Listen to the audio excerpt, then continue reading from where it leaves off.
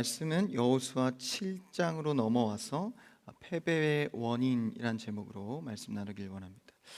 이제 우리가 여호수아 강해를 이제 본격적으로 진행을 하면서 이제 이스라엘이 이 가나안 땅의 언약의 땅을 점령해 가면서 이제 어떻게 하나님의 방법으로 이 땅을 점령해 가는가.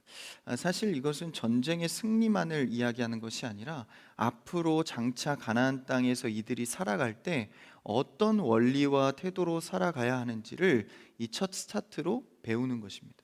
우리도 첫 시작이 굉장히 중요하죠. 그래서 이 가나안 땅에 사는 게 중요한 게 아니라 어떻게 살 것인가를 이제 전쟁의 양상을 통해서 볼 수 있는 것이죠. 첫 번째 전쟁이었던 6장에 나오는 여리고성을 무너뜨릴 때 이제 세 가지 영적 원리를 저번 주에 강조했었습니다. 첫 번째는 이미 승리를 선포하신 하나님을 믿는 것입니다. 그러니까 하나님께서는 전쟁을 시작하기도 전에 주었다라고 말씀하시면서 확신 가운데 나아가야 할 것을 강조했습니다. 두 번째는 성도는 심판의 칼이 아니라 예수 그리스도의 복음과 평화, 그러니까 양각 나팔 소리로 출발을 했습니다. 그것은 이 전쟁의 신호가 아니라 하나님의 평화를 이 노래하는 나팔이었습니다. 그러니까 전쟁의 시작에 앞세운 것은 제사장들의 평화, 복음의 소리였다라는 것이죠. 그래서 우리는 모든 시작 앞에 그리스도를 앞세우는 것, 그 힘이 가장 먼저 된다를 보았고, 마지막 세 번째로는 거룩한 침묵의 내용이었습니다. 자신의 생각과 불평을 늘어놓는 것이 아니라 침묵으로 하나님의 때를 기다릴 때 하나님의 승리가 주어진다라는 것을 이 세 가지를 보았습니다. 그래서 이 은혜를 누리고 여리고성을 이제 함락하게 됩니다. 첫 번째 시작이 좋았죠. 그래서 이스라엘 백성들도 굉장히 흥분 상태일 것입니다. 야, 우리가 하나님의 언약이 확실하구나. 더 믿음의 확신을 갖고 나아갔을 것입니다. 그래서 하나님의 이 주권 속에서 이제 두 번째 성인, 오늘 7장에 나오는 아이성을 맞이하게 됩니다. 그런데 안타깝게도 7장 아이성에서는 이 패배를 합니다. 근데 그 패배의 원인이 중요한데, 항상 이게 우리가 이제 무슨 어떤 일에는 항상 원인이 중요합니다. 왜냐하면 우리의 신학의 고백은 하나님의 절대 주권입니다. 그러니까 모든 일에는 하나님의 원인이 있다라는 것이죠. 그래서 성도된 입장의 기도의 이유는 사실 이 하나님의 원인을 깨닫기 위함입니다. 하나님, 무엇 때문입니까? 하나님, 내가 무엇을 해야 합니까? 사실 이것을 찾아가는 게 이 성도의 삶인 것이죠. 그래서 우리는 모든 일에 하나님의 원인이 존재하기 때문에 그 명확한 원인을 우리 편에서는 늘 모를 때가 많습니다. 그래서 삶의 어떤 사건이나 기도의 응답으로서 찾아가게 되는 것이죠. 그러니까 우리가 이 원인을 잘못 이해하거나 우리가 잘못된 길로 갈 때 결과도 완전히 달라진다라는 것이죠. 그래서 이 아이성 전투 가운데 이제 그런 원인을 우리가 오늘도 세 가지를 통해서 이제 어떤 원리 속에서 전쟁을 패배하게 되었나, 반대급부로 그렇다면 우리는 어떤 원인을 수정해 가야 하는가를 보게 되는 것이죠. 이 7장은 시작부터가 이 결론적으로 좀 충격적인 내용을 담고 있습니다. 그 7장 1절 앞에 내용을 보면 아마 앞에 쪽만 좀 읽어볼까요? 1절입니다. 시작. 이스라엘 자손들이 온전히 바친 물건으로 말미암아 범죄하였으니 여기까지입니다. 이제 이스라엘 백성 중에 이제 아간이라 하는 자가 여호와께 바칠 물건에 손을 대게 됩니다.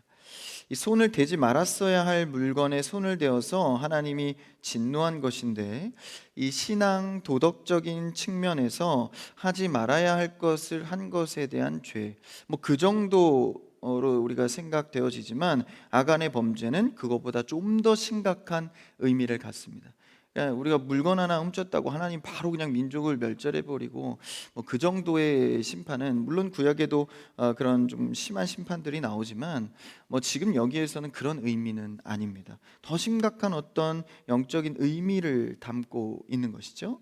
그래서 우리가 이 전쟁의 패함의 원인 중에 첫 번째 의미는 바로 아간을 통한 헤렘의 의미를 어겼다라는 것입니다. 헤렘이라는 것은 하나님께 온전히 구별되어 바치는 것을 뜻합니다. 이게 헤렘법인데, 이스라엘의 헤렘법은 이제 헤렘법이 선포가 되면 사람이 임의로 처분하거나 개인적인 용도로 사용할 수 없게 됩니다. 그래서 헤렘법을 적용해서 반드시 일련의 과정을 거쳐야 하는 것이죠. 이 헤렘법이 선포되면 보통 이제 이 성을 점령하거나 이제 하나님께 바쳐질 탈취물로 가져오게 되면 보통 이런 헤렘법이 적용이 됩니다. 먼저는 성소로 귀속될 것을 정합니다. 보통 은, 금, 동, 철 이런 가치 있는 금속들은 다 하나님의 성전으로 귀속이 됩니다. 그래서 하나님께 바쳐져서 하나님의 일을 위해서 사용이 되어지는 것이죠. 여러분, 우리도 하나님께 드려지는 것은 하나님께로 귀속이 됩니다. 할렐루야. 그래서 우리가 드린 헌금은 누구 개인에게 한 것도 아니고 사역자에게 한 것은 더더욱 아니고 교회의 어떤 기구에게 한 것도 아닙니다. 우리가 하나님께 드린 것은 하나님께로 귀속이 됩니다. 그러니까 인간의 힘으로나 인간의 입김으로 마음대로 사용하면 안 되는 것이죠. 그랬다가 하나님의 진노를 자아내는 것입니다. 또한 인간의 개인적 필요를 위해서 사용되어서도 안 되는 것이죠. 그래서 하나님께 드린 것으로 완전히 성전에 귀속되어서 성전법으로 사용합니다. 그러니까 우리 오늘날로 치자면 우리 교회 같은 경우는 대한예수교 장로회 합동적 헌법으로 다스려집니다. 그러니까 교회법으로 처리를 하게 되는 것이죠. 그리고 두 번째로는 하나님의 헤렘법이 선포가 되면 완전히 파괴해야 됩니다. 다른 것들은 이제 모두 다 진멸해야 됩니다. 그러니까 성소로 기속된 것 외에 탈취물들은 다 파괴를 해야 됩니다. 진멸을 해야 되는 것이죠. 사람이나 가축이나 불태울 옷이나 모든 물건들은 불살라야 했습니다. 이것은 단순 어떤 사륙이나 그냥 없애버리는 것이 아니라 우리가 이 다른 민족으로부터 얻게 된 것은 이제 우상의 유혹들이 있습니다. 그렇기 때문에 죄의 유혹을 뿌리 뽑고 승리의 모든 영광을 오직 하나님께만 드린다는 것을 인정하는 상징적인 행위입니다. 거기 손을 댔다가는 우상의 불씨가 될 수 있다라는 것이죠. 그래서 오늘 7장을 보았지만 우리 저번 주에 본 6장의 내용 중에 우리가 다루지 않았던 절이 있습니다. 한번 16절 17절인데 좀 길지만 한번 6장 16절 17절 한번 읽어볼까요? 시작. 일곱 번째에 제사장들이 나팔을 불 때에 여호수아가 백성에게 이르되 외치라 여호와께서 너희에게 이 성을 주셨느니라. 하나님께서 이 성을 주셨다. 완전한 하나님의 주권을 인정하면서 17절에 뭐라고 합니까? 시작. 이 성과 그 가운데에 있는 모든 것은 여호와께 온전히 바치되 기생 라합과 그 집에 동거하는 자는 모두 살려주라. 이는 우리가 보낸 사자들을 그가 숨겨 주었음이니라. 여호와께서 주셨기 때문에 여호와께서 주신 노획물들도 바치라라는 것입니다. 그게 하나님의 명령이었는데 봉헌한다라는 것이죠. 근데 오늘 7장으로 넘어와서 1절에도 어떻게 합니까? 온전히 바친, 그렇죠? 뒤에도 온전히 바친 물건을 손을 댔다라는 거예요. 그러니까 이렇게 바치라 하였고 또 7장에서도 바쳤던 예물을 손을 댔다라는, 여기서 바쳤다라는 것은 7장 17절 뒤에 좀 넘어가서 보시면 죄송합니다. 1절에 보시면 이 바친 물건에 대해서 이제 손을 대었는데, 그러니까 라합 죄송합니다. 6장 17절에 보면 라합과 그 집에 동거하는 모든 자들을 살려주어라. 그리고 앞에는 바친다는 내용이 같이 나옵니다. 그러니까 모든 것을 온전히 바치되 라합의 가정은 살려줘라. 그러니까 이게 상관이 없는 것 같은 말씀을 같은 문장에 쓰고 있습니다. 그러니까 탈취물들을 바치고 라합은 살려준다. 그러니까 원어에 보니까 이 바치다라는 것은 죽인다, 전제되어진다, 바쳐진다라는 것을 뜻합니다. 그러니까 라합의 가정이 전에 복음을 들어서 이 정탐꾼의 편을 들어주었을 때 이제 살려줄 것을 약속받지 않습니까? 그들이 때가 되었을 때 이제 여리고성에서 살려주어라. 그리고 바치는 것, 태우는 것은 죽여버려라. 이 두 가지가 상추 대비되고 있는 것이죠. 그러니까 두 가지 상반된 구조의 문장을 같이 담고 있는 겁니다. 살려주는 것과 바치는 것에 죽인다는 것의 이 개념, 반대 개념을 쓰고 있는 것이죠. 살리다와 죽이다의 대비를 6장 17절에 쓰면서 여호와께서 제물을 드리는, 태우다, 없애다라는 것을 말해주고 있습니다. 그러니까 바친다라는 것은 동시에 무엇입니까? 살리기 위함입니다. 누구를요? 믿는 자들을 말입니다. 그러니까 우리가 하나님께 바쳐라, 없애라 라는 것을 너희들을 살리기 위한 것이다 라는 것이죠. 아이성 전투에 이 아간이 바치도록 되어 있던 물건을 이제 건드렸기 때문에 아이성 전투에서 어려움을 겪게 된 것이죠. 단순히 뭔가 훔쳐서 된 것이 아니라 살리기 위한 방법으로 바치라고 했던 것에 손을 대었기 때문에 그 반대는 역시 죽음이다라는 것이죠. 여러분, 하나님의 방법은요, 이 살리는 것에 의미가 있습니다. 그러니까 지금 전쟁을 통해서 뭔가 죽이고 뭔가 이 바치는 것에 대한 부분을 통해서 뭔가 없애는 느낌을 갖고 있지만, 실제는 이 우상에서 건져내서 살리기 위한 이 의미가 있다라는 것이죠. 이것을 일찍이 신명기의 말씀 20장 16절에서 18절에 기록하고 있습니다. 한번 이 내용을 읽어볼까요? 앞에요. 시작. 오직 내 하나님 여호와께서 내게 기업으로 주시는 이 민족들의 성읍에서는 호흡 있는 자를 하나도 살리지 말지니 곧 헷 족속과 아모리 족속과 가나안 족속과 브리스 족속과 히위 족속과 여부스 족속을 내가 진멸하되 내 하나님 여호와께서 내게 명령하신 대로 하라. 18절. 이는 그들이 그 신들에게 행하는 모든 가증한 일을 너희에게 가르쳐 본받게 하여 너희가 너희의 하나님 여호와께 범죄하게 할까 함이니라. 너희 하나님께 범죄할까 하여서 죽여야 될 것들이 있다라는 거예요. 그런데 그것에 손을 댔다라는 것은 죽을 길에 손을 댔다라는 것입니다. 그러니까 이 모든 것들이 우상에게 쓰여진 것에 대해서 죽이고 새로 거듭나는 것, 여기선 예를 라합으로 들었죠. 라합을 살리는 것. 그러니까 이 죽음을 통하여서 살아날 것을 바라보는데 우상에 빠질까 함이라. 그러니까 네가 손댄 것은 우상의 불씨가 될 수 있다라는 것이죠.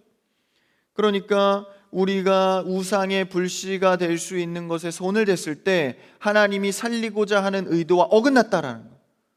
그래서 이것에 대해서 하나님은 어떻게 했습니까? 7장 1절 끝에 보니까 이스라엘 자손들에게 진노하였다. 개인의 범죄로 본 것이 아닙니다. 우상에 손을 댄 것에 대해서 공동체적으로 하나님을 죄값을 묻고 있는 것이죠.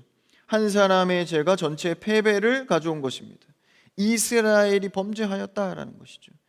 그러니까 한 사람의 영적 타락과 거룩함의 상실이 공동체 전체에 영적으로 끼칠 영향력들이 있다라는 것이죠. 그래서 우리는 모두 다 교회 안에서 신앙생활할 때 영적인 공동체적인 책임성을 갖고 있는 겁니다. 그래서 항상 조심해야 하는 것이고, 나만 신앙생활 잘하면 돼가 아니라 항상 공동체적으로 서로를 위하고 대해주고 기도해주고 해야 한다는 것이죠. 나 하나쯤이야 하는 생각이 공동체 전체의 아이성의 패배로 갖고 왔습니다. 그래서 하나님 앞에 구별된 자, 이스라엘 백성들, 믿는 우리와 같은 사람들은 늘 이런 우상의 불씨, 작은 것에 대해서 조심해야 하는 것이죠. 여러분, 세상이 허용하는 작은 불씨라 할지라도 우리는 우상으로 여겨서 늘 경계해야 되는 줄 믿습니다. 그래서 하나님께서 명하신 우리의 성도의 태도들, 거짓말하지 말고 작은 것의 유혹으로부터 뿌리칠 수 있는 그런 허용을 통하여서 우리가 어려움을 겪게 될 수 있다는 것이죠. 구별된 자들이 조심해야 될 것, 나실인들이 조심해야 될 것이 무엇이었습니까? 죽은 시체에 손을 대면 안 된다. 그 의미가 무엇입니까? 이 구별된 백성은 죽음의 문제와 상관없는 자들이기 때문에, 생명, 살리고 살아나는 사람들이기 때문에 시체에 함부로 손을 대지 말라는 영적인 의미를 갖습니다. 그래서 우리가 죽을 것에 자꾸 손을 대면 안 되는 거예요. 죄의 불씨가 될 수 있는 것들, 그렇죠? 말 같은 것들, 불평하는 한마디 말이지만 그 불씨가 우상의 불씨가 될 수 있는 것이죠. 늘 조심해야 되는, 손을 대지 말아야 할 것들이 있다라는 것이죠. 모든 사람이 죄를 지어 하나님의 영광에 이르지 못하였다라는 말씀처럼 죽음의 결과물인 시체, 죽음의 결과물인 우상 숭배, 우리는 산자, 생명이 있는 사람들로서 어떤 원리에 손을 대고 살아가야 하는지를 생각해 봐야 합니다. 가나안에 있는 물건들은 죽어야 거듭나는 것들입니다. 우상은 태워야 새로 시작하는 것입니다. 그래서 하나님께 먼저 태워 드려라, 불살라 버려라 라고 하는 것이죠. 그리고 귀속될 물건들은 성전으로 귀속시키고, 이런 헤렘법을 지금 이런 의미를 갖고 아간이 어겼다라는 것이죠. 하나님께서는 여리고성 함락, 첫 번째 성을 함락할 때 군사적 힘이 아닌 하나님의 기적으로 무너뜨렸기 때문에 그 첫 열매인 여리고성의 탈취물의 열매를 온전히 하나님의 것으로 드리라고 선포한 것이죠. 첫 열매가 얼마나 중요합니까? 여리고성이 이제 첫 번째로 성을 함락한 건 아니에요. 그래서 온전히 드려야 할 첫 열매에 손을 댔다라는 것입니다. 여러분, 어떤 일이든 첫 시간, 첫 열매는 하나님께 온전히 드릴 수 있기를 주님의 이름으로 축원합니다. 그래서 가능하다면 이 정기적으로 드려지는 열매가 있다면 첫 열매는 온전히 드리는 게 좋습니다. 11조의 의미가 무엇입니까? 10분의 1을 떼서 10분의 1은 하나님 겁니다 드리는 게 아니라 10분의 1을 떼는 정결 예식으로 모든 것이 하나님께 귀속됩니다라는 신앙의 표현을 하는 것입니다. 구약 때부터 이어온 전통이죠. 그러니까 첫 열매를 드리는 것을 통해서 하나님께서 하셨다는 것을 인정하는 것이죠.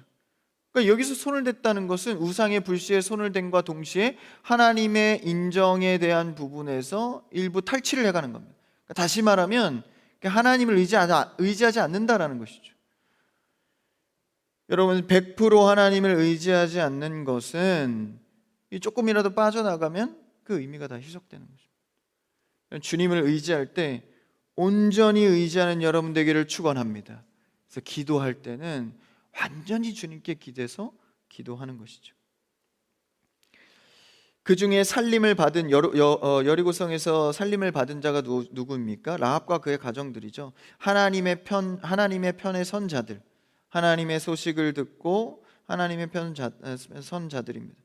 그 외에 많은 사람들도 이스라엘의 복음의 소식을 들었지만 다 각자의 자리에 섰죠. 그러나 라합과 가정은 하나님의 편에 서서 그의 살림을 받은 자들입니다. 그러니까 어떤 것에 손을 대고 듣고 편에 서느냐에 따라서 이 죽음과 생명으로 갈라진다라는 것이죠. 이스라엘 백성들은 어찌 됐든 하나님의 편에 서는 자들이었습니다. 근데 이 첫 열매를 드리는 것에 손을 댔을 때 이런 비극을 맞이하게 된 것이죠. 그래서 하나님의 백성은요, 어디에든 있습니다. 물론 이스라엘을 예시를 들어서 구약은 이 선민적인 이 백성들을 통하여서 하나님의 자녀들은 어떻게 이끌어가는지를 소개해 줬을 뿐이지, 하나님의 자녀들은 어디에나 있다라는, 살아나야 할 자들.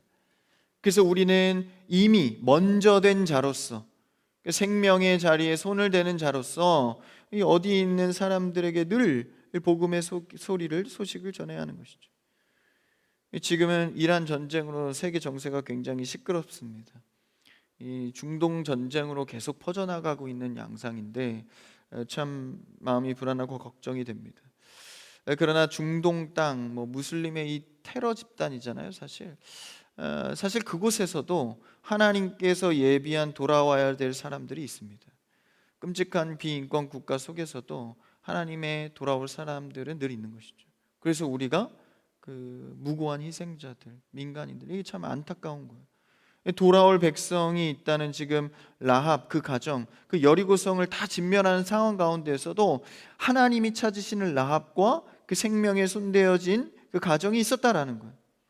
그래서 우리는 늘 생명을 살리는 자리에 머물러야 합니다.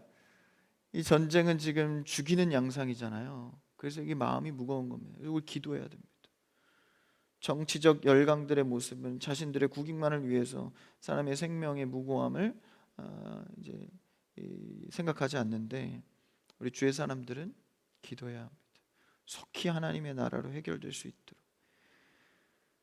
그래서 하나님의 방법은요, 심판에서 멸하는 것에 목적이 있는 것이 아니라 우상을 불태워서 다 바쳐서 다시 새롭게 살리는 것에 있다라는 것입니다. 살리는 원리. 그러니까 아간이 손을 댄 것은 단순한 도둑질이 아니라 하나님의 살리는 원리를 반역한 것이 되는 것입니다. 여러분, 우리는 항상 하나님께서 살리는 원리에 자리하는 여러분 되길 바랍니다. 그래서 자꾸 우상의 불씨가 될 것에 손을 대지 마시고, 어두워지는 것에 손을 대지 마시고, 영원히 살아갈 구원의 쪽에 서는 여러분 되기를 바랍니다. 두 번째 원인은 무엇입니까? 아이성 전투 실패의 두 번째 원인은, 이스라엘은 이 여리고 전투에서 이제 이 은혜를 받았잖아요. 승리를 했는데, 사실 이 규모상으로 보면 여리고 성의 규모에 비해서 아이성은 10분의 1밖에 안 됩니다. 모든 군사력과 뭐 성의 모양도 10분의 1밖에 안 돼요. 그래서 아이성인지 모르겠습니다. 원어로 아이성은 이제 폐허, 그러니까 나 후에 붙여진 이름 같아요. 그것으로 추정을 하는데, 뭐 한국말로 그냥 보면 아이성 하면 왠지 작은 아이성 같기도 합니다. 뭐 그런 뜻은 아니지만, 어쨌든 규모가 10분의 1로 작은 이 아이성을 보면서 뭐라고 고백합니까? 한번 2절 말씀을 읽어볼까요? 2절 시작. 여호수아가 여리고에서 사람을 베델 동쪽 베다웬 곁에 있는 아이로 보내며 그들에게 말하여 이르되 올라가서 그 땅을 정탐하라 하매 그 사람들이 올라가서 아이를 정탐하고 3절도 읽어볼까요? 시작. 여호수아에게 돌아와 그들에게 이르되 백성을 다 올라가게 하지 말고 2-3천 명만 올라가서 아이를 치게 하소서. 그들은 소수이니 모든 백성을 그리로 보내어 수고롭게 하지 마소서 하므로. 계속해서 하나님께서 가나안 땅 점령을 위해서 그 전에도 말했고 여리고성 때도 말했고 계속 강조한 것이 무엇입니까? 가나안 전쟁은 병력의 싸움이 아니라, 숫자의 싸움이 아니라, 열세의 싸움이 아니라 전적으로 하나님께 순종하는 싸움이었습니다. 그런데 여리고성의 전투로 이 이스라엘 백성들이 얼마나 흥분했겠습니까? 그러니까 전쟁의 전선을 잘못 이해하게 된 것이죠. 여러분, 전쟁의 전선을 잘못 이해하면 아무리 강력한 군대라도 패배할 수밖에 없습니다.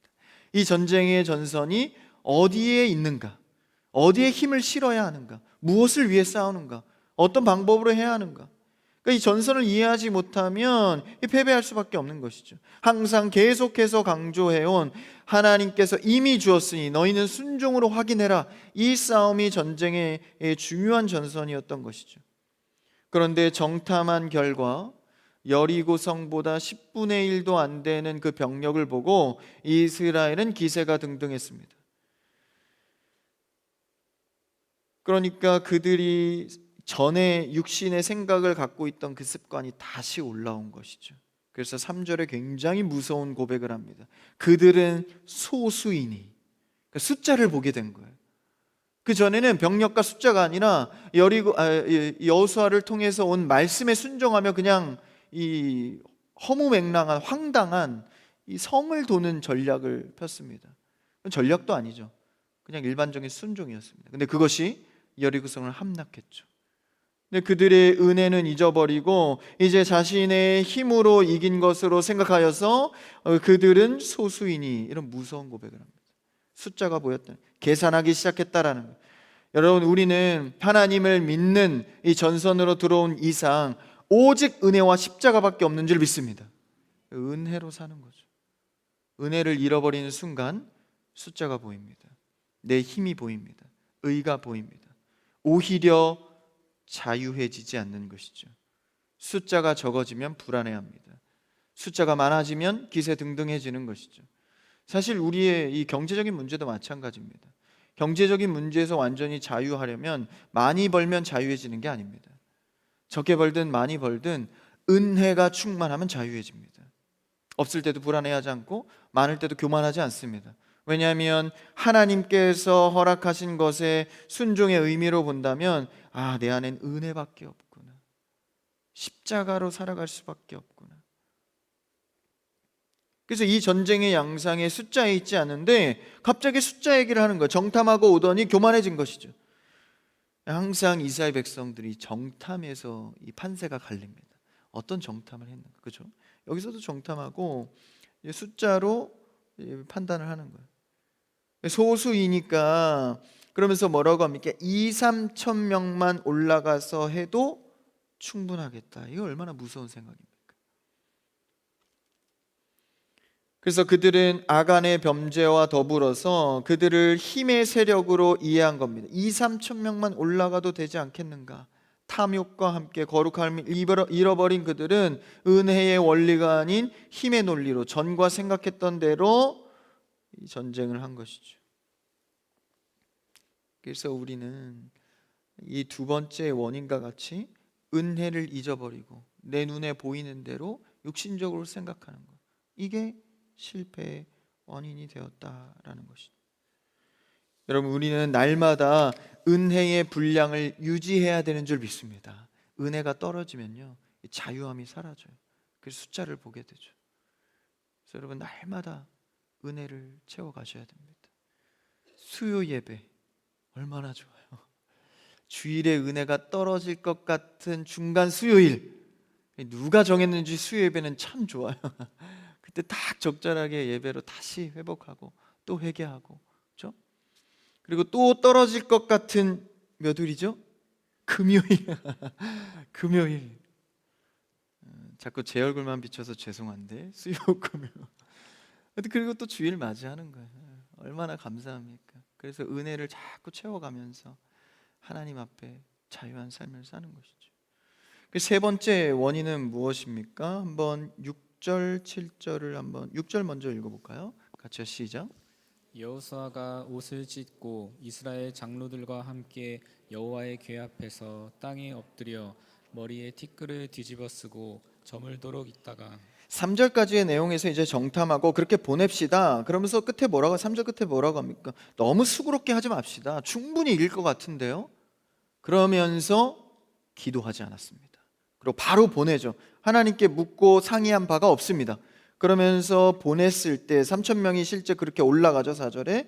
그랬을 때 5절에서 놀랍게도 패배를 하게 됩니다. 오히려 그들이 이 생명을 잃게 되고 도망쳐 나오죠. 그때서야 비로소 여호수아가 옷을 찢고 장로들과 함께 어디 섭니까? 여호와의 궤 앞에 엎드립니다. 그제서야 실패하고 도망 나와서 그제서야 엎드리게 되죠. 세 번째 원인은 하나님 앞에 드려야 할 기도의 타이밍을 놓쳤다라는 것입니다. 아무리 그들이 숫자로 이길 것 같다 할지라도 하나님께 먼저 기도했어야 하는 것이죠. 여러분, 모든 순간의 삶의 타이밍 속에 기도를 우선 두는 여러분 되기를 축원합니다. 어디 앞에요? 여호와 앞에, 여호와 궤 앞에. 근데 지금 여호수아는 늦은 거예요. 이 숫자에 눈이 멀어서 그 정도면 되겠다. 여리고성의 승리의 영광이 하나님께 있는 걸 알았지만 아간이 손을 댔던 것처럼 일부는 자신들의 어떤 공도 조금은 있지 않겠는가? 여러분, 여기서 문제가 발생하는 겁니다. 항상 하나님께서 하셨습니다, 영광 올려드립니다 하면서도 내 마음속에 0.1%라도 그래도 내가 이거 노력했지 라는 마음이 들어온 순간 우리는 또다시 우상의 불씨를 키운다는 것이죠. 여러분, 우리의 힘으로 된 것은 모든 것도 없습니다. 아무것도 없습니다. 심지어 뭐라 그러세요? 너희가 믿은 자체도 받은 선물이라. 우리가 믿은 의지도 선물이래요. 그러니까 우리에게 의의가 어디 있습니까? 모든 것이 주님께로부터 공급되어진 것이죠. 우리가 이 믿음, 신앙 고백을 잃어버리면 기도의 타이밍을 놓치는 겁니다. 이 정도는 내가 할 수 있겠다. 여러분, 어떤 문제든지 기도의 타이밍을 잃지 않는 여러분 되기를 바랍니다. 정말 중요한 거예요. 예수님도 기도하실 때 제자들에게 기도할 때이다, 기도해라, 기도해라, 기도해라. 제자들은 쿨쿨 자죠. 예수님은 그 타이밍에 기도했습니다. 그러고 나서 십자가를 질 때 어떻게 하셨죠? 예수님은 침묵으로 승리했고 기도하지 않은 제자들은 모두 도망갔습니다. 이겨내지 못한 것이죠. 기도에 타이밍이 있다라는 것이에요. 그래서 제자들은 훗날 예수님께서 부활 승천하시고 마가 다락방에서 기도할 때 그제서야 이제 성령의 불로 그들이 승리의 타이밍을 가져오게 되는 것이죠. 그래서 아이성을 공략할 때 여호수아와 백성들은 하나님께 기도할 타이밍을 놓쳤다라는 거예요. 기도하지 않고 뭐라 그랬죠? 그 성이 작으니까 2, 3천 명만 올라갑시다 라고 말한 것이죠. 여리고의 승리가 하나님의 은혜였음을 잊어버리고 자신들의 실력인 양 기도하지 않는 교만을 범했습니다. 그래서 이러한 이스라엘 백성들의 모습이 사실 누구를 겨냥하고 있습니까? 오늘날 우리의 신앙을 겨냥하고 있습니다. 기도의 타이밍을 놓쳐버리고 작은 것에도 우상의 불씨에 손을 대고 이런 우리의 모습들을 고발하고 있는 것이죠. 왜냐하면 6장 25절과요 공교롭게도 7장 25절 똑같은 절에 이렇게 말하고 있거든요. 한번 성경책으로 보시죠. 6장 25절 제가 한번 읽어보겠습니다. 여호수아가 기생 라합과 그의 아버지의 가족 그에게 속한 모든 것을 살렸으므로 그가 오늘까지 이렇게 돼 있죠. 그리고 7장 25절 똑같은 절인데 보시면 여호수아가 이르되 내가 어찌하여 우리를 괴롭게 하였느냐 여호와께서 오늘 너를 괴롭게 하시리라 하니 온 이스라엘이 그를 돌로 치고 물건들도 돌로 치고 불사르고 그리고 그 뒤에 보시면 26절에 그 위에 돌무더기를 크게 쌓았더니 오늘까지 있었더라. 그러니까 아간의 죄에 대해서 이게 처리를 하고 오늘까지 있었더라. 또 뒤에 이거는 6장을 살리는 거죠. 이게 이 라합에 대해서 오늘까지 있었더라. 그러니까 6장은 살리는 것의 원리를 오늘까지 얘기하고 7장에서는 죽이는 것에 대한 원리를 오늘까지라고 말합니다. 그러니까 성도로서 오늘까지 적용되는 이 원리 속에 여러분은 어디에 서겠냐라는 것이죠. 죽음의 손을 대어서 영원한 사망으로 빠져가는 그 자리를 선택할 것인가? 아니면 하나님의 소리를 듣고 그 편에 서서 살리는 쪽에, 살아나는 쪽에 설 것인가? 이것이 여리고성의 은혜에 서느냐, 아이성의 육체의 실패에 서느냐를 갈라지게 합니다. 여러분, 우리는 하나님께 먼저 드리고 하나님께 먼저 기도하는 이 신앙의 원리로 모든 삶의 시간 속에 설 수 있기를 바랍니다. 기도를 우선하고 하나님께 손을 대는 살리는 자리에 우선하는 것. 그래서 육신적인 생각에 머물지 말고 은혜에 겸손으로 나아가는 것이죠. 여러분, 우리 오늘 7장의 아이성의 실패의 원인에 대해서 살펴보았습니다. 하나님께 드리는 첫 번째 이 실패의 원인이 무엇이었습니까? 하나님께 드리는 것에 대한 우선순위. 아간 한 사람이 육신의 것에 손을 대었을 때, 작은 우상의 불씨에 손을 대었을 때 실패를 맞이하게 됐습니다. 두 번째는 은혜와 순종의 원리 속에서 이것을 택하지 않고 힘의 논리를 보았을 때, 작으니 내가 할 수 있겠다. 이 속에서 실패의 원인이 발생합니다. 세 번째는 기도의 타이밍이었습니다. 하나님께 묻고 기도할 타이밍에 내 뜻대로 쉽게 결정해버린 원인. 여러분, 우리 이 세 원인을 통하여서 우리의 삶을 비춰봅니다. 오늘까지 임한 이 원리가 내 안에서는 어떻게 작용하고 있는지. 여러분, 우리는 아이성의 패배가 아니라 여리고성의 승리처럼 날마다 모든 것이 은혜임을 인지하여서 하나님 앞에 우선적으로 나아가고 하나님 앞에 우선적으로 기도로 승리하는 여러분의 가정과 저 여러분 되시기를 주님의 이름으로 축원합니다.